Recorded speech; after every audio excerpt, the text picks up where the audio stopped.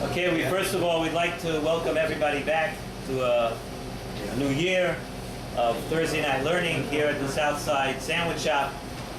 And actually, we're at a time of the year now where there's so much to learn out of every parsha. Every Shabbos you could sit. We have the long Friday nights, and in another month from now, another couple of weeks, the Friday nights are going to get even longer. And you go through these Parshas Noach, Lech Lecha, Vayera, Chayisara, and on through the entire Chumash Bereshis. There's so much to learn that the question is, what are we gonna talk about? How do we just condense into the time that we have here tonight? What we're going to do is we're going to give it a try. Each week we'll try to pick one topic and work our way around it a little bit. As we've stated many times in the different shiurim that we've given over the past almost year, we've actually said one theme that we're going to repeat again tonight. The thing that we're going to talk about first is that the Torah, as we've said many times, it's not a storybook. It's not something which is we learn a story and it tells us something that happened many years ago, and we say that many years ago we once learned the lesson and that's the end of it. You know, the Torah doesn't just tell us stories. As we've tried to encourage ourselves to understand and believe, is that the Torah that we learn, and from every parsha, that it's alive. It's alive. It's constantly teaching us new lessons. It's constantly teaching us things that have to do with the current events, that have to do with our current lives and things that are going on. So from the fact that we see that the Torah put Parshas Noach right at the beginning of the Torah, and it's the second parsha in the Torah, the fact that we see that, it must be that it's coming to teach us a very important lesson. It's coming to teach us something extremely important, being that it's put right at the beginning. And of course, we want to welcome all the new people who just came in. But don't worry about it. You can order your food. There's no problem with that. Okay. We take pride in the good food here also. As we just said, that the Parshas Noach, being that it's beginning, there's an important lesson that we learn out of it. Chazal tell us, and Sina Shalom brings down very interesting Chazal. Chazal tell us that the Mabul was not a punishment for the things that people did during the Dor HaMabul. It wasn't a punishment. Most people think that what the people did, they did, and that HaKadosh Baruch Hu decided to punish the world. Chazal tell us that it wasn't actually a punishment in the sense that we know that there's a crime and a punishment. Chazal tell us that it was a result. It was a metzias. The world could not uphold any more bad, because HaKadosh Baruch Hu created the world, and people had corrupted the world so badly that it was a metzias. It was something that the world could not exist anymore as it was. It couldn't hold any more bad, and therefore the world had to be destroyed. Again, notice the difference between a crime and punishing them for that, and what the Chazal are telling us, and what we're saying right now, that the world just could not uphold. It couldn't hold itself anymore. It had to be destroyed. It had to fall apart. And I was thinking that to explain what a metzias is, and I'm going a little bit off the track over here. We once mentioned, I think, many months ago, there's Reb Chaim Shmulevitz says in the Sichas Musar that explains to us what a metzias is. He goes on. There's a story in the Gemara. I'll make it quick. The Gemara says a story about a man who used to come home from learning once a year. He used to come home Yom Kippur time from learning, and the rest of the year he would be away in yeshiva, and his wife would be home. His wife would stay home, and she would wait for him and count down. When is he going to come? A month till he comes home, a week till he comes home, and it comes Erev Yom Kippur, and his wife, and he was a bit late getting home.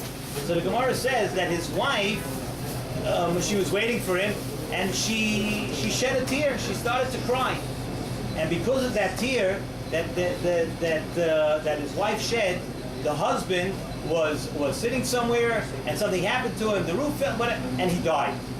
So all the Mefarshim ask on that Gemara, how exactly did this help? How did this help? How did it help? What exactly? How does the punishment help out the wife? She's going to be even more upset now. She was upset that he was just a little bit late coming home, and now the husband was in an accident and he's never coming home. It makes it 1,000 times worse. Zok Reb Chaim Shmulevitz in the S.S.S. an unbelievable thing.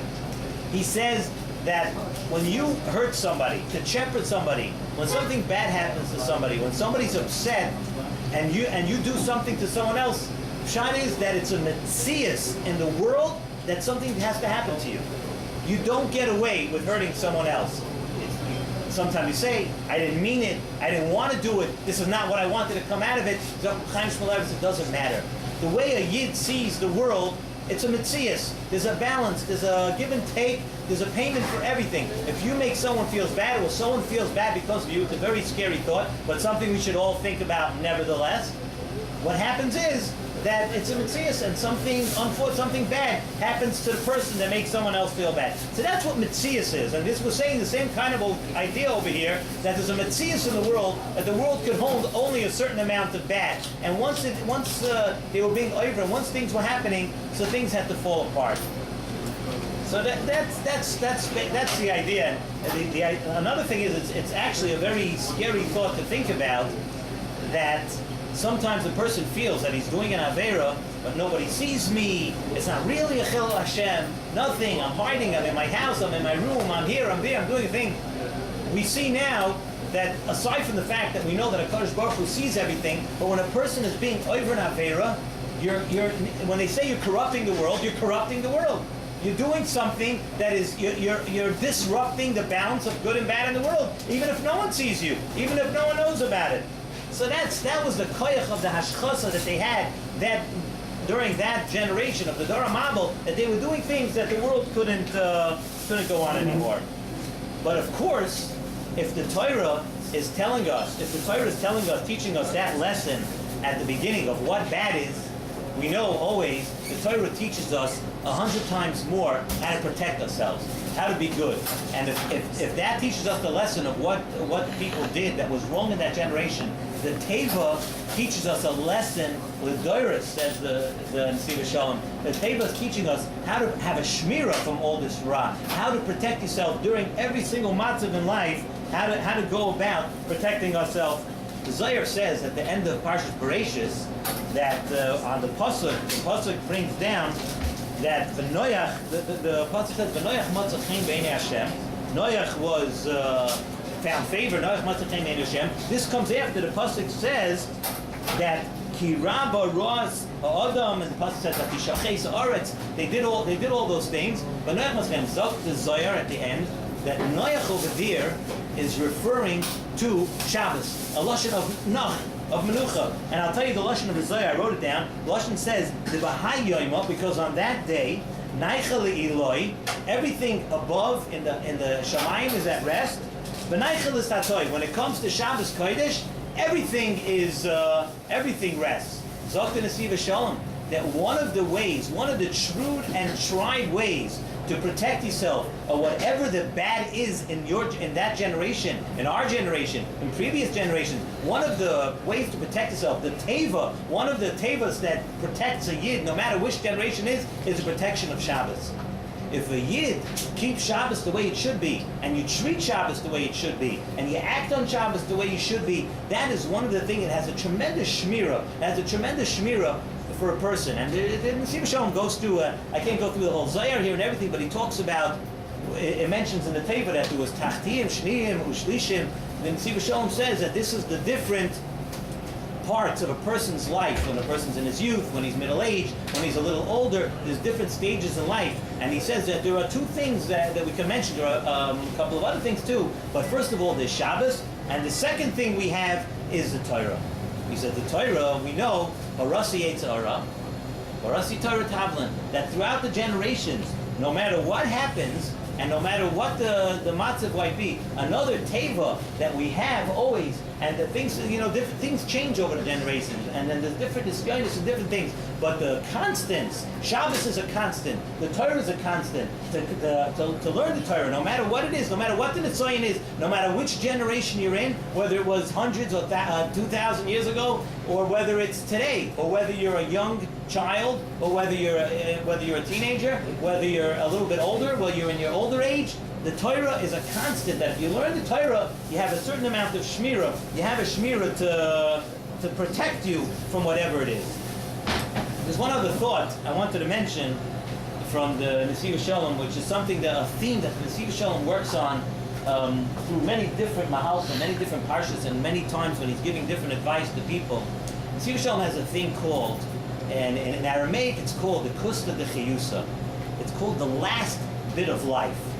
And in this case, I'm just going to mention what he says in this case. The Kusta de Chiyusa, that the Nesiv Shalom talks about, is when you take a seed, you put it in the ground, and before anything grows out of the seed, the teva of the world is, and I see the Lakewood Scoop media is nodding his head, he's heard this from me before, the teva of the seed is that the seed has to rot till the very end, till it's about to be wasted away, and then something could come out of the seed.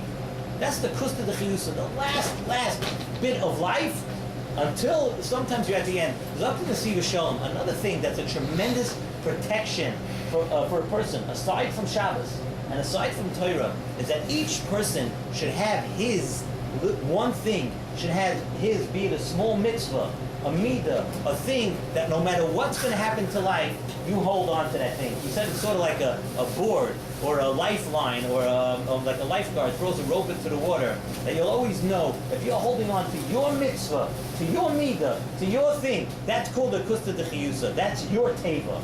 Your teva is that no matter what happens, you can always go back in that. And he goes through, he says, different sometimes people on a ruchniistic level, a mabel, as we understand it, is a mabel that we saw in Parshas, that we learn about this week in Parshas Noach, where physically the world was destroyed. Where physically the world had to be destroyed, like we said. But throughout history and throughout everybody's life, sometimes there's a mabel, but it's a ruchniistic mabel, where people, you feel, and we all have these stages and times that we feel that ruchniistic wise, it's not going right. We're in a bad situation, we're not learning enough, we're not doing enough, we have trouble relating to our friends and family and people, and there's a lot of different ruchniistic things that happen to us, and we feel like everything is falling apart. It's up to Nesiv Shalom that a person should pick for himself, pick something that you're good at. Pick something that you like doing, be it a different type of chesed. Learn for 5 minutes. It's a thing that no matter what happens, come anything or high water, being that it's the week of the mabel, where we have to, but the bottom line is you have to know that you could pick onto that, and you can always catch onto that.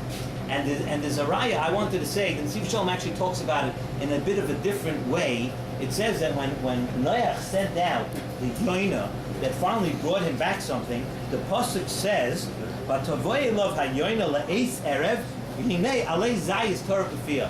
Came back le'eis erev, and he had an olive leaf in his mouth. Look at the pasuk. Think about this for a second. Why does the pasuk have to say le'eis erev? Why does it matter what time of the day it was? Everything else is relevant, that he came back with something, that he went, but why is it relevant what time of the day it was? It could be, and this is very good with the mahalach that we just said, what the Nesiv Shalom was saying. Le'eis erev could be referring to that it was almost the end. It was a depressing, it was the end. Nobody knew what was going to be. It's like in a person's matzah in his life, you think it's almost the end, but when you send out the yoina, you send out to go bring back your leaf. Come back, bring back that one thing from that one leaf. Everything, it's a sign that everything can get started again. That's the same as the kusta de chiyusa, the seed that's in the ground, that when it's coming almost near the end, the person has to always know, be confident, and know that you can reach back. Every person has the capability to start again and to bring up a whole world just for himself. Go ahead.